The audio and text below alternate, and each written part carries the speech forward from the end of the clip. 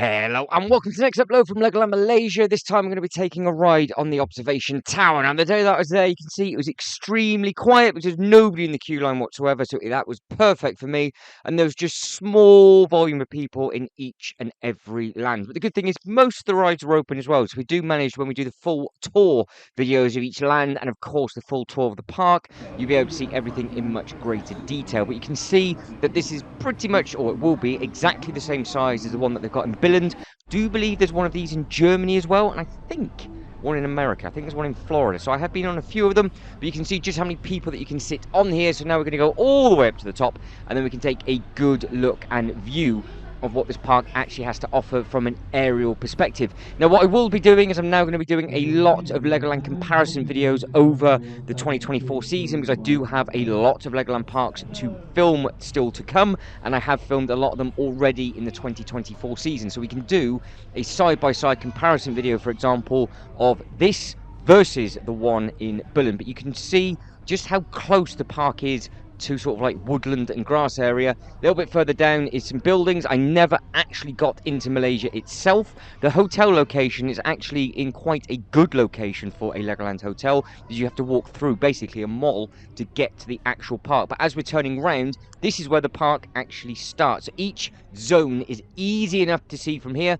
Some of the zones are massive, some of them aren't so big, but you have got the imagination bits, you've got the Lego Technic stuff.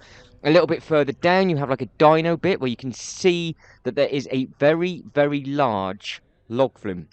Now, further afield, which we will go around a couple of times, is the car park. Now, the car park is huge, but it was empty. There was nobody there whatsoever. Now, you can see the back of the Ninjago Tower. The Ninjago sign and the huge building that is there for Ninjago.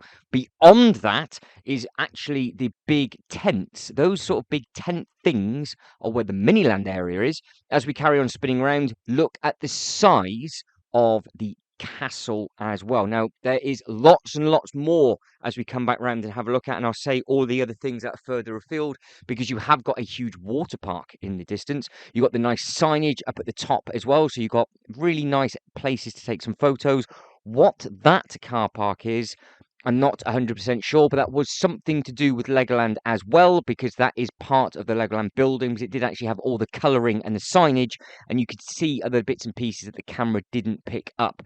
You then got the main road. What that road is for, no idea. Like I said, I just came in. There is a full how to get here video coming from Singapore to here, because it's not the easiest thing, but it is when you know how. So I will run that over with you in a future upload. But this area now had the 4D cinema, had some really nice bits and pieces, and you can see we just got a couple of little bits and pieces there. And then as we pan round again, that is your Ninjago bit. Now further on from that, between the car park, like I said, was the big log flume, which we will be seeing in a second. So you can see that just to the left hand side. Now as we're coming back round, you've got the big castle. Now you've also got the adventure bit to the left hand side of the Ninjago. You can also see the big roller coaster past the Miniland area. That is where the hotel is, and that is also where the water park area is as well. So you can see that now just in the background, just there. Huge hotel, and then you have the massive water park, which is on a separate ticket. So if you're staying at that hotel, which I should have done, I did have the opportunity to do it, I'm not going to lie, I did have the opportunity to stay there overnight and come back again, but I'd already paid for the X amount of nights in my hotel before I actually thought about it, and I couldn't justify spending 2 nights or 2 hotels on the same night. But it would have been really interesting to stay there for the night, because the hotel looked massive. Now get to the entrance of the hotel and have a look around. The reception is a completely different way in, because we're actually looking at the back of the hotel where the security is, and you can just go out at, I guess, the back of the hotel to walk straight to the water park or straight to here. Now that is a better look at the car park and the log flume. Now that log flume is the wettest ride I have ever been on. Now, wait until that video gets uploaded. I was absolutely drenched on that. Now, again, you can just see how big the Miniland is, and that is a better understanding of just how tall and massive that hotel is. I'd love to know if this is the biggest hotel with the most amount of rooms. However, It was just a standalone hotel. It didn't have a castle one like they've got at a lot of the other parks, but that hotel did look very, very large. Now we are coming back down slowly, and then I think we've got a couple of minutes just to soak in some of the models and different things like that of the land as well, and then we are done. And then in a different upload will be a full land tour. But if you know what that walkway is for, or what it gets used for with regards to coming from that building, I can't imagine it's just a member of staff walkway to the car park.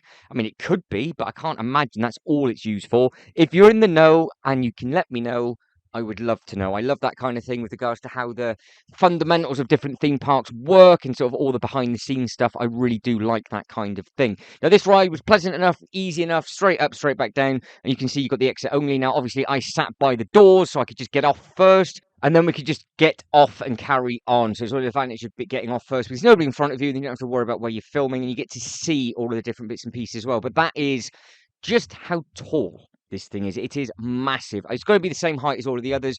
Obviously, they're in different locations as well. So I don't know if it's better to be in the middle of the park for, say, for example, like Billund, or right on the outer edge like this one, because I don't know with regards to the fundamentals of where you're going to get the best view from, because obviously you spin round, so it's not really going to matter too much.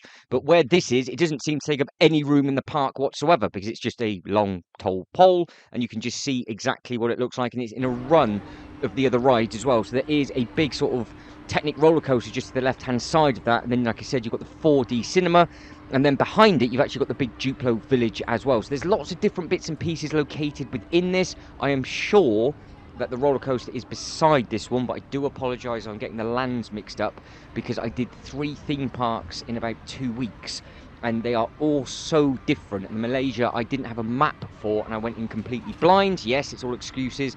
I am watching this back for the first time. Now, there are some nice models within here. You can see that they are starting to push the Lego Dreams. Now, a difference between this one and, say, for example, the one that we visited in California at the end of 2023, they had a Dreams building workshop where you can just go in and build all the Dreams characters. This actually has stuff for the cinema. So I don't think the California one at the time did, but this doesn't have anything to build in. But again, this park is yet to have a Mythica, even though you can see the 4D ride, and it doesn't have a Friends section either, and it also doesn't have a Ferrari section yet. But you have got a big pizza place and a big build bit. So this thing that we are looking at right now is a spitting image of what they've got in Dubai with regards to a build area and an eatery area as well. But I think over a period of time they will start to get chopped and changed. The models are very, very impressive here.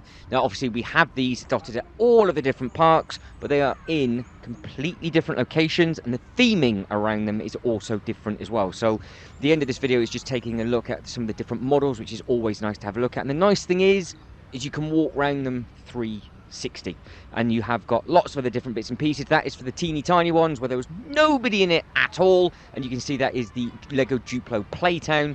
So obviously in Windsor, for example, you would never ever be able to get that close with a camera because it is packed and it is in its own completely different land, whereas here it's kind of dumped, not so much dumped, but it's placed in the middle like they've got in Dubai, so the little ones can go in and play with, say, a parent, and then the other parent with a bigger kid can then go on the larger rides, and then you can swap around and do that kind of thing, rather than it just being in its own completely separate land. But let me know how you think of this section of the park. Are you looking forward to the future uploads? Because obviously, like I said, we'll be taking a look at this land in much, much greater detail. But this was just to get an aerial perspective of just how large this park is. Lots of different eateries, lots of different places you can sit down, grab a drink, and it was just a really, really nice atmosphere on the day. And of course, they have the famous giraffes like they do everywhere else. But guys, that is it, and I am done. So if you can like this video and subscribe to the channel, that'd be absolutely fantastic. But as always, thank you very much for watching.